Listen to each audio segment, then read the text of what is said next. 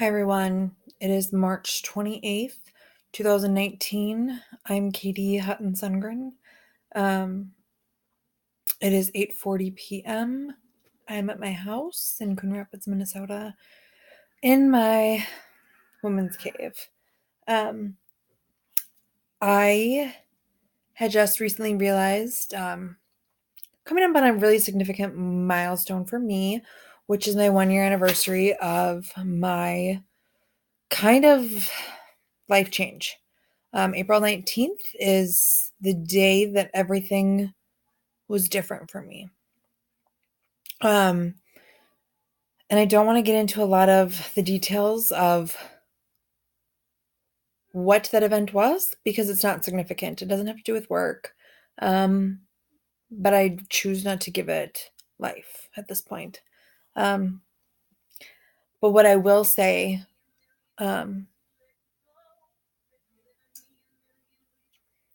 me too. Um, that that Me Too hashtag applied to me at one point in my life. Before I even knew I had a voice to speak or that I was strong enough to be the Katie you see today.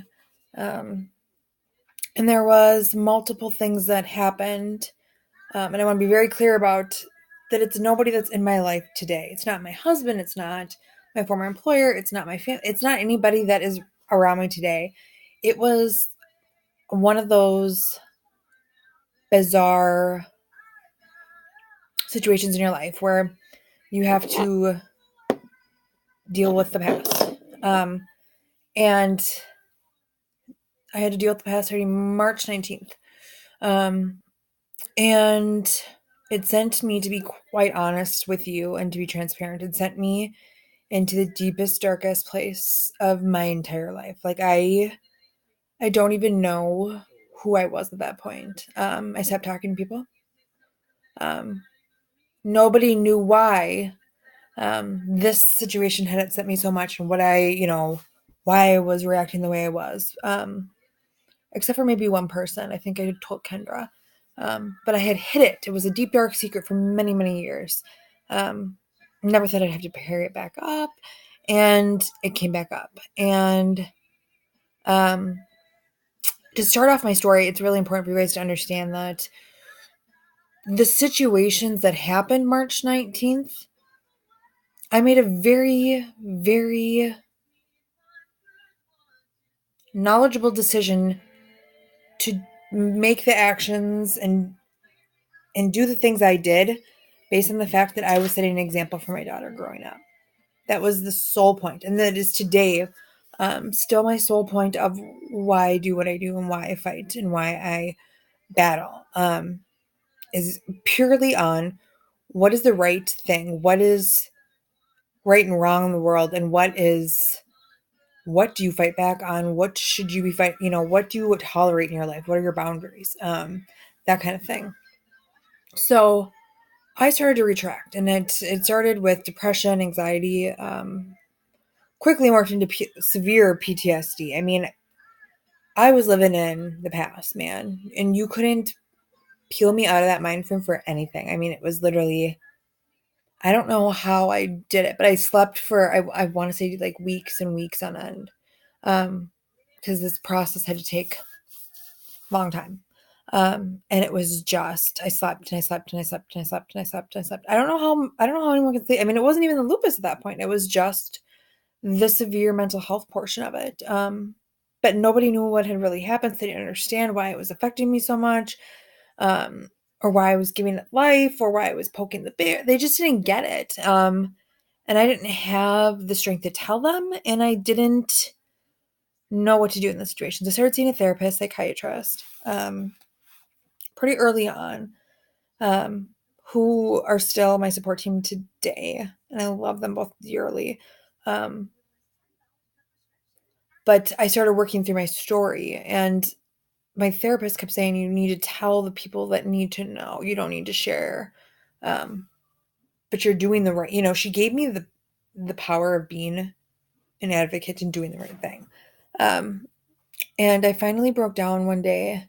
I remember we were at the cabin, And my husband was so frustrated with me. He was frustrated by the projects I was doing, the sleep, the insomnia at night. I mean, I was so scared all the time that if I couldn't sleep, I had to be doing something because otherwise I was panic mode 24/7. Um, I ended up telling him the story of where I was coming from. And I remember him just bawling and hugging me and telling me that he understood and that he was sorry for one, that he had reacted the way he had. I mean, how would you know any different? He wishes that he would have known. And now that he knows, he much, better understood why I was reacting and acting the way I was. So it was much better clarity for him. The next person on my list was my mother. I needed her to know the truth. Because she always wants the best for me. And I think she thought I was making my life more difficult to be drama, which is fair. I think everybody did. And when I told her, it probably was harder for her to deal with than me at this point, I think, as a mother. I'll have to clarify with her. We don't talk about it. But I think to hear her biggest fear, she knew, I think. She validated that, she thought something had happened. And her biggest reaction was, why didn't you let me help? Why didn't you tell me? I could have, done this, that. It didn't matter because I was in a different time frame at that point. And I think that really bugs her. It doesn't bug me. I thought I was doing the right thing for the right reasons at that time, and I never brought it up because I didn't want it to be relevant to her. Right now it was relevant again because it was affecting her and my grandchild and my family, my health. And then after that, she didn't want to talk about it. I think it was a lot for her to take on as my mother, with it being so long ago, and to process that. I had all this time to process it secretly by myself. I never shared it with anyone, which is not healthy. I do not recommend that, but that was the way I learned how to cope. And so once I started sharing these deep, dark secrets that weren't deep and dark anymore, because I could talk about it and nobody could touch me with a 10-foot pole because I didn't do anything wrong.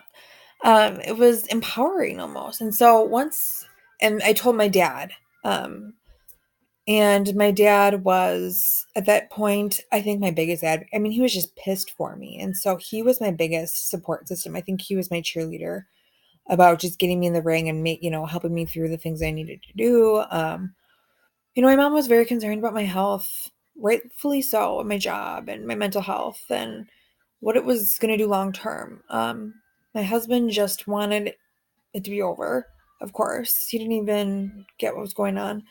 And for me, I wanted the outcome that I felt was just, and right. So that was the battle.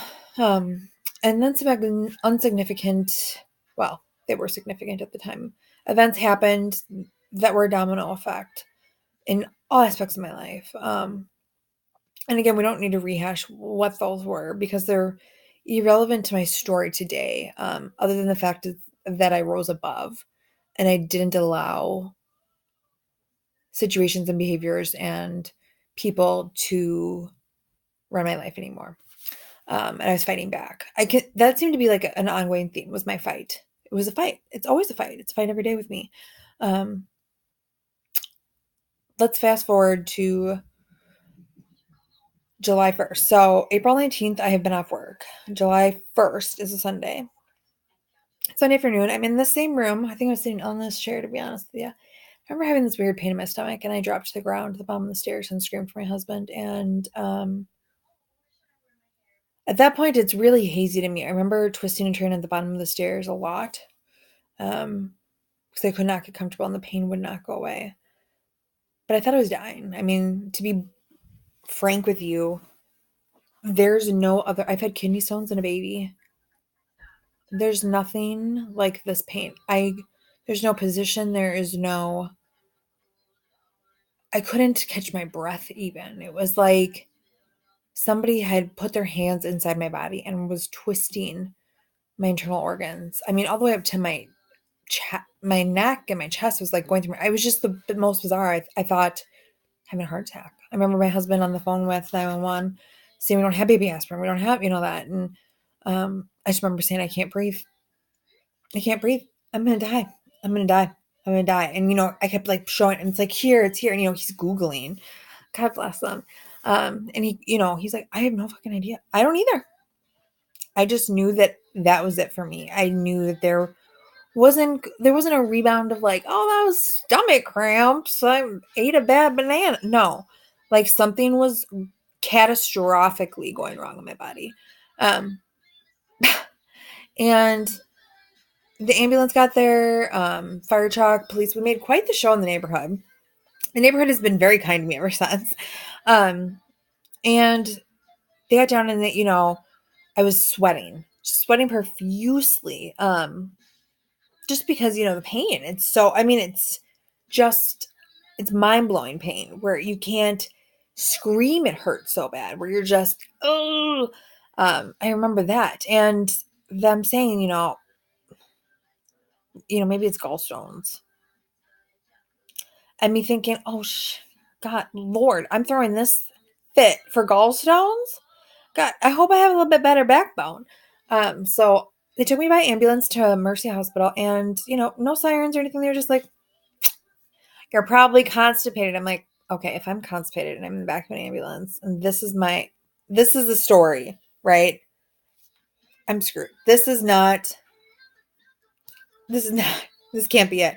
And I remember the ER doc coming in and, he was like, you're worse off than a lot of my patients here. I can tell you are in pain, man. He's like, I've ordered extra pain meds. Like, just keep taking them. We're going to get you to CT and ultrasound and we'll figure out what's going on. I'm guessing it's gallstones from where the location is. And then we'll figure it out. And I remember my husband and then coming in because my mom was at the house with their daughter. And my husband was just Googling. And he's like, this can't be good. This can't be good. And I was just like, it's just gallstones, like trying to scream through the pain. And I think like every 30 minutes I'm getting morphine shots and they're not even touching me. I don't even feel them going. I'm like, did you just shoot that in me? The pain is so extreme. And so this woman is carting me around. First I go to CT and these ladies are looking at me like I'm an alien. I'm sure they see what's going on in my stomach and they're like, this girl's about to, blow up over here and die. And they can't say a word to me. And I'm like, oh, and then I had another girl. God bless her. Everyone's got their own shit going on. I realized that. But at that moment, it was like about my pain. And she was on the phone with a coworker talking about her bot. I'm like, can we go back into my room? Like all I could think about was getting back to the room and getting some more pain meds in me because I was so miserable. I didn't care about anything else. I just wanted out of that bed or, medicine in my body to stop that pain.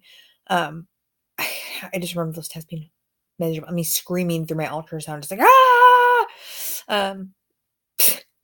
And so it wasn't, they were very short tests, but by the time I got back to my room, the ER doc was standing in front of the room. And I had it for a split second, I thought, that's weird. Usually you don't see the bastards for, a good 25 minutes, 30 minutes. No, he walked in with my bed. And he pulled up a stool next to my bed. And my husband was sitting at the end of the bed and he said, this is bad. He said, I've called the gastroenterologist. He's prepping the OR. You're going in now. You have a perforated ulcer.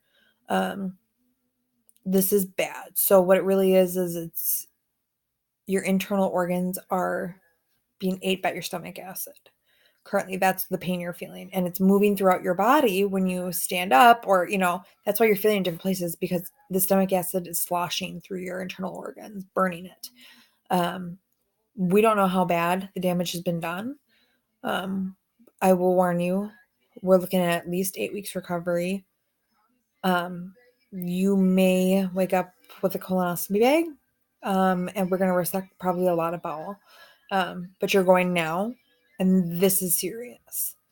You will survive it because we caught it in time, but this is serious. I remember the look on my husband's face. He was just, I think we were both dumbfounded. My reaction was like, okay, well, how long did you say I was going to be out for? Shit. All right. Can I have some more pain meds? It was so irrelevant to just stop the pain. And my husband, I'm sure, I'm just going to reapply. Huh? I'm sure he was just like, he's Googling the whole time what a perforated ulcer.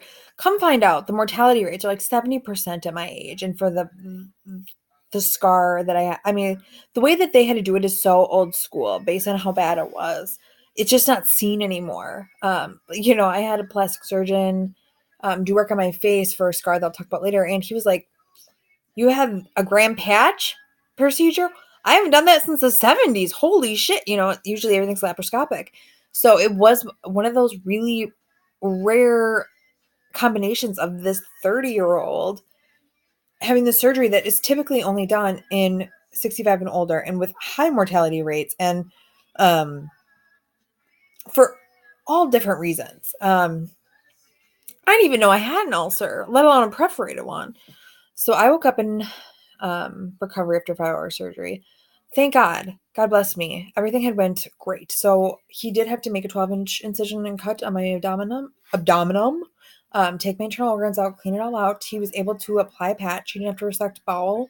He didn't have to use a colonoscopy bag. I got so lucky. It's ridiculous. And I remember him saying to me, like, it's good to see you alive. Like, I don't even remember seeing you before. He's like, we had a conversation. I'm like, don't remember that. Because I was so just, my family had sat in the waiting room. Luke's family was in the waiting room. I know Luke was a wreck, Googling everything and anything that he could find and kept saying to my mom, this is not looking good. I mean, he was convinced that I was dead on the table and they were just withholding facts from him. My mother, on the other hand, was like, shut up, Luke, trying to keep busy. And, the second she sees the doctor, she wants to know, right? And the doctor is like, he's her husband. She gets to know first. And Luke can't remember a damn thing because, it's like, whoosh, and when he's at that point. So my mom, it's a very interesting role play, because they both care at the same level, but just they show it differently. So it was a very interesting insight I got because for Luke, I've never seen him in that state ever. And I mean, yeah, he almost lost his wife, but I guess, you until you go through that situation, I guess you can't compare it to anything else. So my mom stayed with me during the day and my sister-in-law Chris stayed with me at night. It was the worst week of my life. It was painful. I had a catheter. I had an NG tube up my nose, breathing tubes in. I had a 12-inch incision. I had 3 IVs, no food for a week and a half.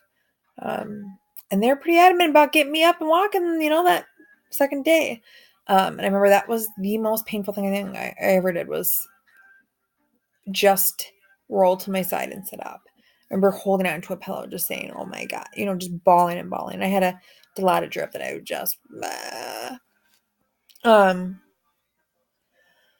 so throughout this process, I had been pretty dark. I remember just staring out the window, kind of trying to piece together how this had happened, why this had happened, how am I going to come back from this, what, it was kind of like a mind F. Like, how do something that significant happen so young?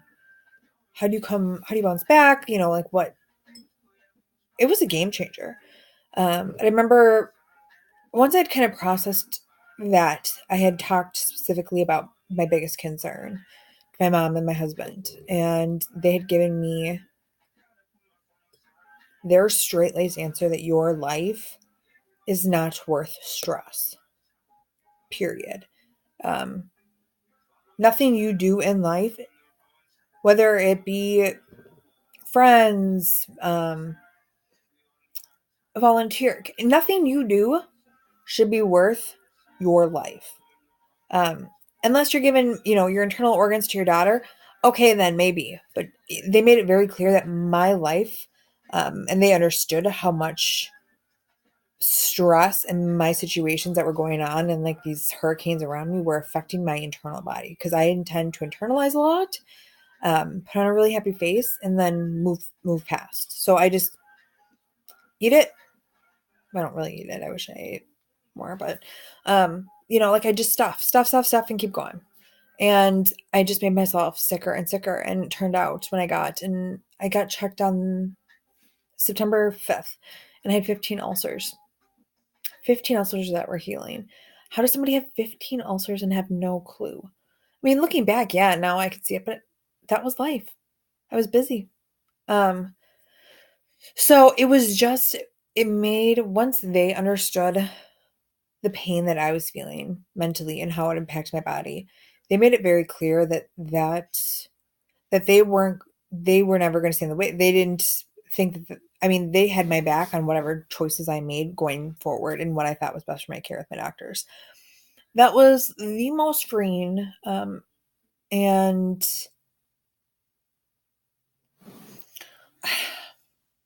supportive thing in my recovery, because I knew I was recovering for a purpose. Here we're going to lipstick, huh?